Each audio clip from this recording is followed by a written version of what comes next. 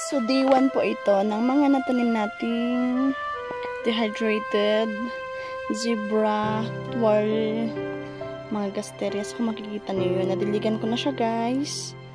And then panoorin niyo itong full video guys para makita niyo kung paano niyo, anong mga step na gagawin niyo pag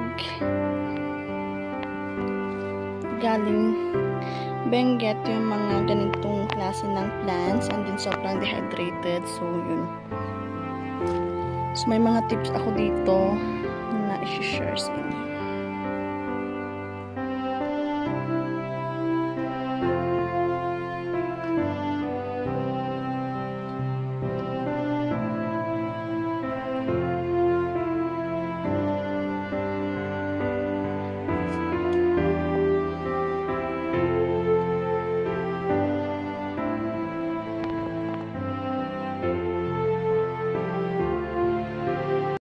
When there's no more hope is left in me, I can see what comes my way, and I'm always lost. There's nowhere else to go. All I do is fall. Feels like I can make it more than I could bear. Giving up is all that I can surrender to you. Arms and hold me with your love. Find my rest and I can see you lead me. You make me hope again. Your love is all I ever need. Never knew this love can make my heart beat. So hello everyone, welcome again sa ating YouTube channel na Pangasinan Heavenly Garden. So ang ginagawa ko po ngayon guys, so kung makikita nyo, ang dami nating tinatanim na mga haworthias. So itatanim ko po yung mga items na binalik nila. So nakuha na po natin. So thank you sa mga tumulong para makuha natin to.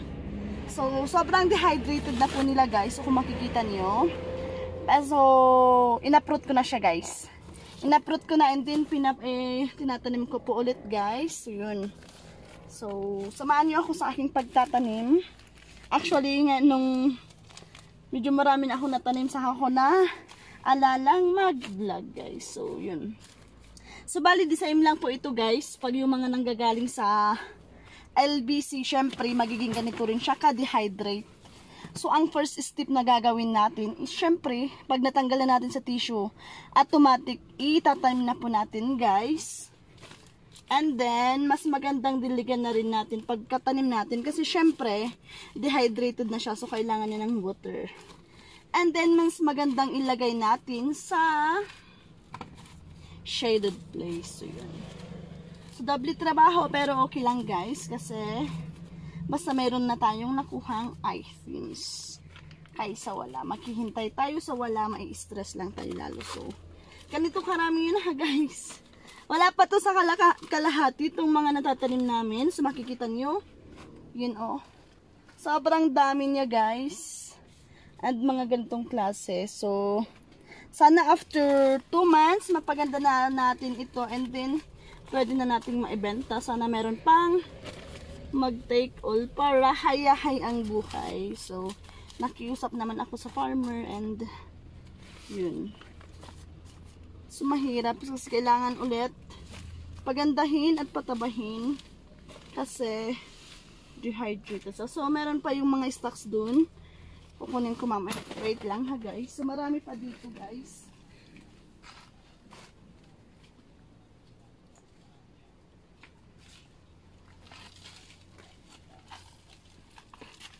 So ito, sobrang dami pa dun. Ilang tray pa po yung kailangan nating i-repot. So yun. So sobrang dehydrated na nila guys. So yun.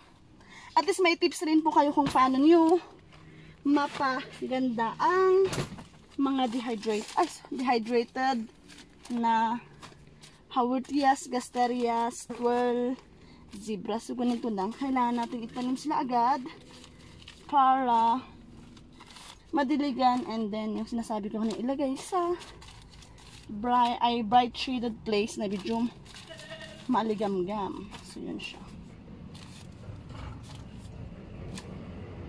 So yung iba, bali tinanggalan ko na ng babies para doon na lang ako babawi.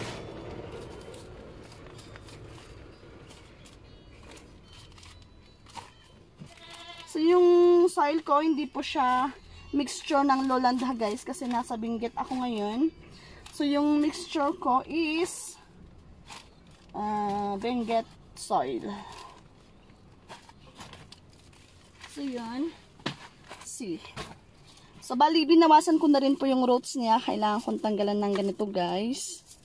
Yun, kung makita sobrang dry na yun guys. So ganito. And then yun. Ganun lang ang aming ginagawa dito guys. Ito naman po, makikita nyo sobrang dry na po niya. So lagyan natin down. So yun, makikita nyo as in dry na po sila. Pero magsusurvive pa po ito guys. Basta madiligan natin. And then magkakaroon siya ng new roots. So yun. So hopefully mag-recover sila kaagad. So yun. So this is my day. Yun, tanggalan na lang natin ng roots.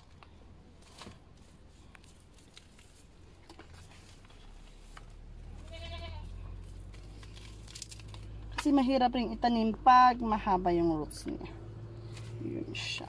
So ito naman po, tinanggal ko po sa mother kasi marami rin pong mother plant dun. So tinanggalan ko na lang po sila ng mga babies nila para may pambawi ako sa logi. So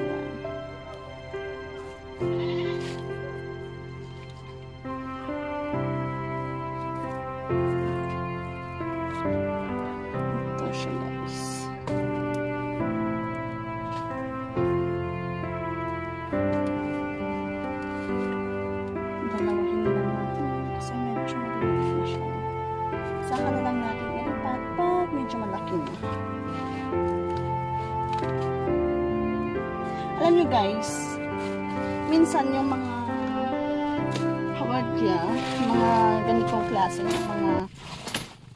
mga ganito guys, mas magandang itanim natin sa maliit na paso pag gusto nating magkaroon sila ng mga babies. Mas magkakaroon sila ng babies pag maliit lang na paso ang gagamitin natin sa kanila. Pero pag gusto naman nating lumaki lang sila guys, ayaw nating magka-baby, ilagay natin sa mas malaking, oh my god, ang daming dumadaan, mas malaking paso guys. Yan, so pagtiyagahan nyo na guys, kasi sa gilid ng kalsada itong ating greenhouse, so maraming dumadaang motor, sasakyan siya. Yan siya guys. This one.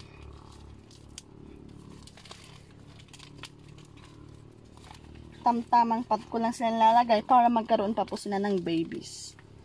So yun, binabawasan ko yung mga roots nila.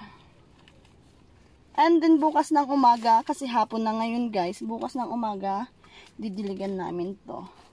Para naman makaano sila ng tubig, kasi makikita mong talagang kinulang sa tubig guys. Yung sobra. As in, para lang siyang ano. Wala na siyang ka-aloe-aloe.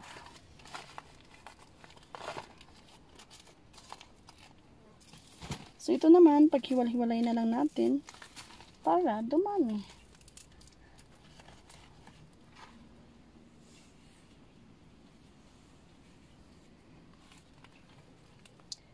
So, thank you so much guys sa inyong panonood. Sana po may natutunan kayong aral sa vlog na to. So, maraming salamat. Abangan niyo pala guys yung aming next vlog, kasi marami pa po kaming ituturo about sa succulents guys. So, thank you. Bye-bye!